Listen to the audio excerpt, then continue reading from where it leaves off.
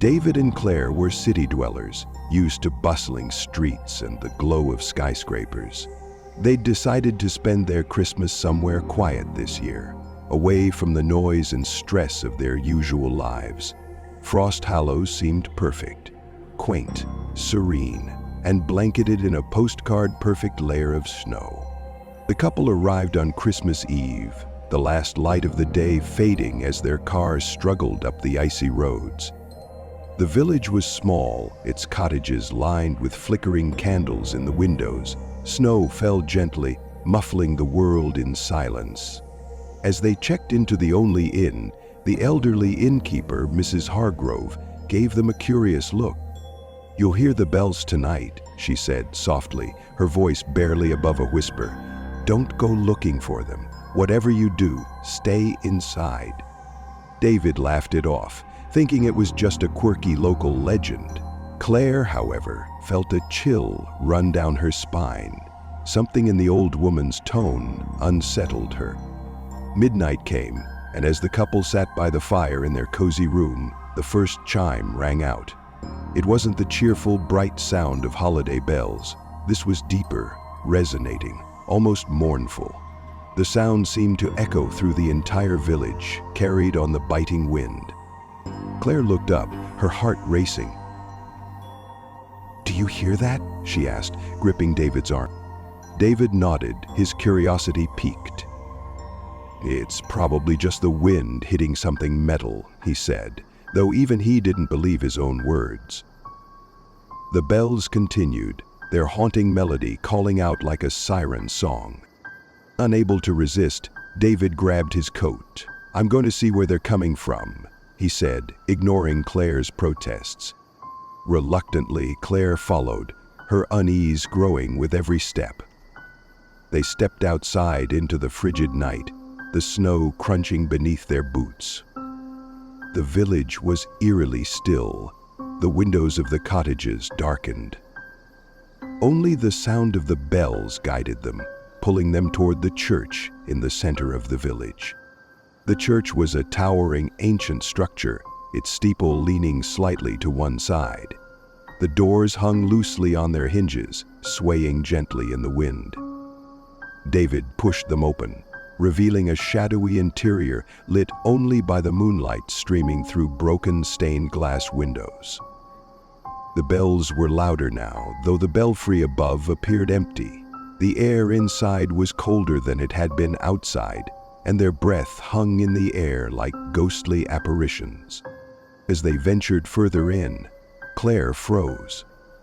"David," she whispered, pointing to the altar.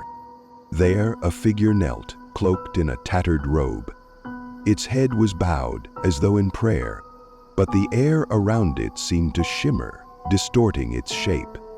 The bells stopped suddenly, plunging the church into an oppressive silence. The figure turned its head, revealing a face pale as the snow outside, its hollow eyes gleaming faintly. A slow, chilling smile spread across its lips as it stood, its movements unnatural, like a puppet on invisible strings. David grabbed Claire's hand and they bolted for the doors. The figure's laughter rang out, echoing like the toll of the bells as it began to follow them. The doors slammed shut before they could reach them, trapping them inside. The temperature plummeted further, frost creeping along the walls and floor as the figure glided closer. Desperate, David grabbed a candelabra from a nearby pew and swung it at the figure. It passed through like smoke, and the figure laughed again, its hollow eyes fixed on Claire. "This place is cursed," Claire whispered, tears streaming down her face. "We need to get out." Suddenly, the bells began to ring again, their mournful toll filling the church. The sound seemed to disorient the figure, causing it to recoil. David seized the opportunity, grabbing Claire and pulling her toward a side door they hadn't noticed before. They burst outside, the frigid air hitting them like a wall. The bells grew fainter as they ran, their feet slipping on the icy ground. Behind them, the church loomed, its windows glowing faintly with an unearthly light. When they reached the inn, Mrs. Hargrove was waiting for them. Her expression was grim, her hands shaking as she bolted the door behind them. "I told you not to go," she said, her voice trembling. "The bells ring for the lost. They call to those who don't belong here. If you'd stayed any longer, you'd have never left." David and Claire sat in stunned silence as Mrs. Hargrove explained the village's dark secret. The church bells had been silent for decades until one Christmas Eve, a traveler had wandered in. That night, the bells rang for the first time, and the traveler was never seen again. Since then, every year the bells rang, calling out to those who were foolish enough to listen. The figure in the church was the first victim, trapped between worlds, forever bound to the cursed place. "You're lucky to have escaped," Mrs. Hargrove said. "But you must leave at dawn. The bells won't stop until they've claimed someone."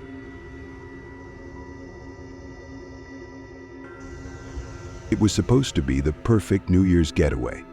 Lisa and her friends Mikhail, Karina, and Igor had rented a secluded cabin in the Norwegian wilderness, hoping to escape the hustle and bustle of city life and spend a quiet holiday away from the world. The cabin was small, cozy, and surrounded by dense woods, far from any other human settlements. They arrived 2 days before New Year's Eve. The snow had been falling heavily since they arrived, blanketing the world outside in a thick layer of white. The wind howled through the trees, and the cold seeped through the walls, making the fire crackle in the hearth more desperately. At first, everything was perfect. The days were spent drinking mulled wine, playing board games, and enjoying the serene silence that only the deep wilderness could offer. But as night fell on the eve of New Year's Eve, something shifted in the air. The wind grew colder, and the snow outside began to fall even more heavily, swirling into strange, unnatural patterns. At first, Peter said nothing, and the audience stood too. At last, that night, after a hearty dinner and several rounds of drinks, the group retired to their rooms. The wind outside was deafening, making it nearly impossible to sleep. Lisa lay in her bed, staring at the wooden beams of the ceiling, unable to shake the feeling that something was off. Then she heard it. Soft footsteps in the snow outside the cabin. She got up and peeked through the window, but there was nothing. The snow had settled again, smooth and undisturbed. "Just the wind," she whispered to herself, and returned to bed. But she couldn't shake the feeling of unease. The footsteps hadn't sounded like the wind. They had been too deliberate, too heavy. Suddenly, a knock on the door broke the silence. Lisa froze. It was an odd hour, past midnight. She could hear Karina's voice from the other side of the wall, but it was muffled, distant. "Who's knocking at this hour?" Mikhail asked, his voice slightly slurred from alcohol. The knocking came again, this time louder, more insistent. "Maybe it's the wind," Igor muttered. But Karina went to the door and opened it anyway. A tall figure stood in the doorway, covered head to toe in snow. The man was nearly frozen, his face pale and gaunt, his eyes wide with terror. His breath came in shallow gasps, and his clothes were torn, as if he had been wandering in the snow for days. "Please," he rasped, his voice barely a whisper. "I need shelter. The storm, it's coming for me." Lisa's heart pounded in her chest. She didn't know whether to trust him, but the man seemed desperate, and the cold night outside seemed even more unforgiving. They let him in. The man introduced himself as Henrik, a local who lived further up the mountain. He explained that his cabin had been destroyed by a sudden avalanche, and he had barely managed to escape. He had been walking for hours, hoping to find help. The group offered him a place by the fire, but something about his story didn't sit right with Lisa. The storm outside had been fierce, but the avalanche he described seemed too sudden, too unnatural. She couldn't shake the feeling that there was something more to Henrik's story. After a while, Henrik fell into a deep, uneasy sleep by the fire. The group was unsettled, but the warmth of the fire and the alcohol seemed to calm them for a moment. Then, the storm outside intensified again. The howling winds turned into something worse, something almost human. The sound was deafening, and the walls of the cabin began to shake. It felt as though the entire forest was alive, surrounding them. Irina suddenly stood up and walked to the window, her face going pale. "There's something out there," she whispered. Lisa walked over to her and they both stared out the window. Through the blinding snow, they saw figures, dark, shadowy forms moving in the trees. They were coming closer. But what terrified Lisa the most wasn't the figures in the snow. It was Henrik's eyes, wide open, staring at her with a twisted, unnatural hunger. Henrik's eyes glowed in the firelight, and he stood up suddenly, his movements jerky and inhuman. "Henrik!" Mikhail called out, but the man didn't respond. Instead, he walked toward the door, his eyes fixed on the dark forest outside. "No, you can't go out there!" Igor shouted, but Henrik ignored him, pushing the door open with unnatural strength. The cold air rushed in, freezing the room in seconds. Lisa screamed, but the others were frozen in place. They watched as Henrik walked into the storm, his body vanishing into the swirling snow. The door slammed shut behind him, and the room fell silent. Then, a blood-curdling scream pierced the night. A scream filled with agony, horror, and something even worse, a sense of predestined doom. The storm outside continued, but the figures in the woods were now visible. Dark, hunched shapes, their movements synchronized and slow. They were coming closer. It wasn't the storm that was coming for them. It was something far worse. The group turned in terror as Henrik's voice echoed from outside. "You shouldn't have let me in." The night turned to chaos. The shadowy figures in the woods were no longer just figures. They were people. Humans twisted by some ancient malevolent force, their faces frozen in twisted grins. They surrounded the cabin, scratching at the walls, their icy fingers reaching through cracks in the wood. Bisa, Mikhail, Karina, and Igor barricaded themselves inside, but the wind outside grew louder, the shadows outside pressing against the walls. The door suddenly burst open, and in the doorway stood Henrik, his face covered in ice, his eyes glowing with an unnatural light. "You should have stayed inside." Henrik's voice was no longer his own. It was deeper, more monstrous. "You should have stayed inside." Before they could react, the figures outside surged into the cabin, their cold fingers grasping at them. Lisa screamed as they were dragged into the storm, one by one, their bodies freezing, their souls swallowed by the darkness. "This is death," finally said Chichinov. It was supposed to be a peaceful winter getaway. Anna, a young woman from the city, needed a break from the chaos of her life. She had booked a cabin in a remote village high in the Carpathians, where there were no distractions. Just her, the snow, and the silence. She arrived late in the afternoon, with the sun already beginning to dip behind the mountains. The village looked charming, almost frozen in time, with snow-covered roofs and smoke rising from chimneys. The air was crisp and cold, and everything was quiet. Too quiet. Her cabin was on the outskirts of the village, surrounded by trees and a thick blanket of snow.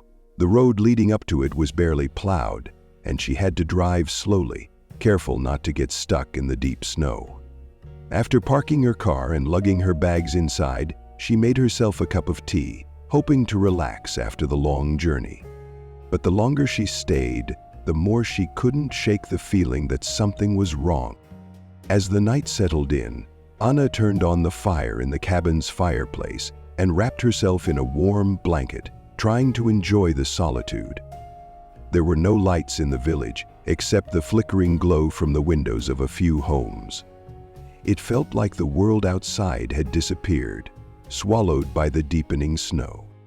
She decided to explore the village the next morning, but for now she would take advantage of the quiet. But as she sat by the fire, she started hearing strange noises from outside. At first, she thought it was just the wind, but then it sounded like footsteps in the snow. Her heart began to race. Who could be out there? The village was isolated, and the road leading to the cabin was untraveled. She got up and peered through the window. The snow had started falling heavily again, and the world outside was shrouded in a soft white veil. But she saw nothing. No footprints, no movement, just the endless white. Shaking off the feeling of unease, Anna returned to the fire, but the noises continued, soft but deliberate, as though someone or something was walking just outside the cabin, circling it. The sound grew louder, coming closer. Suddenly, the door to the cabin creaked. Anna froze. She hadn't heard anyone approach, and the door was locked. Her breath caught in her throat as she slowly moved toward the door. Story deep. But when she opened it, there was nothing there. Just a wall of snow and the relentless snowfall. She sighed, relieved, but the unsettling feeling lingered. She locked the door again, bolting it tightly. The rest of the night passed uneventfully, but she didn't sleep well. The eerie feeling in the air remained, like a shadow watching from the dark corners of the room. The next day, Anna decided to venture into the village to get some supplies and see if there were any other tourists around. The village, though small, had a few shops and homes scattered along the main road. As she walked through the village, she noticed something strange. The streets were empty. No one was around, not a single person in sight. The houses were all dark, their windows covered in heavy curtains. There were no signs of life. She felt a chill run down her spine. The village appeared abandoned, yet she had passed a few houses on her way in. Had something happened here? She couldn't shake the feeling that she was being watched, though there was no one around. Of course, she was able to lock herself in the house. Now, she was all alone. She made her way to the only open shop, a small market tucked away at the end of the village. The old man behind the counter barely looked up when she entered, but his eyes were sharp and cold. "You're alone?" he asked in a raspy voice. "Yes," Anna replied, trying to sound casual. "Just here for a few days. What's going on in the village? Why is it so quiet?" The old man stared at her for a moment before speaking. "Don't wander out at night," he warned, his voice low. "The snow falls, and something follows it." Anna felt her blood run cold. She wasn't sure if he was being serious or if it was some kind of local superstition, but she couldn't shake the feeling that something was deeply wrong. That evening, after returning to her cabin, Anna noticed something even more unsettling. The snow was no longer falling gently. It was coming down in thick, swirling sheets, as if the storm was being driven by something far beyond nature's reach. As night fell, she heard the footsteps again. This time, they weren't just outside the cabin. They were inside, moving around the walls, pacing back and forth, deliberately, almost as if something was circling her. Terrified, Anna grabbed a kitchen knife and crept toward the door, her heart hammering in her chest. She propped herself against the door, resting her pert against the wood. She opened it cautiously, but there was nothing there. Then she heard it, the sound of breathing, slow and deep, coming from behind her. She spun around, but the cabin was empty.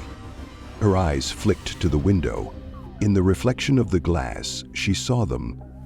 Figures standing in the snow, staring back at her. Their faces were obscured by hoods, but their eyes, those eyes, glowed faintly in the dark. Anna stumbled back, falling to the floor. The figures outside began to move toward the cabin, their steps deliberate and slow. The cold air inside the cabin seemed to freeze, and Anna's breath turned to fog. She ran to the door and locked it, but the wind outside grew even stronger, and the figures didn't stop. They continued to press against the walls, whispering in a language she couldn't understand. They spoke of the snow, of the winter, and of something ancient. The shadows outside grew darker, and Anna realized with a horrifying clarity that she wasn't alone. The village wasn't abandoned. It was hiding something, and whatever it was, it had been waiting for her. In the early hours of the morning, Anna could no longer hear the footsteps. The silence was oppressive. She knew something terrible had happened, something that couldn't be undone. She tried to call for help, but there was no signal. Her phone was useless in this remote place. She opened the window to try and escape, but before she could even take a step, a cold, icy hand grabbed her arm from behind. Anna screamed, but the voice that whispered in her ear wasn't human. "The snow never stops," it said. She turned, but the room was empty.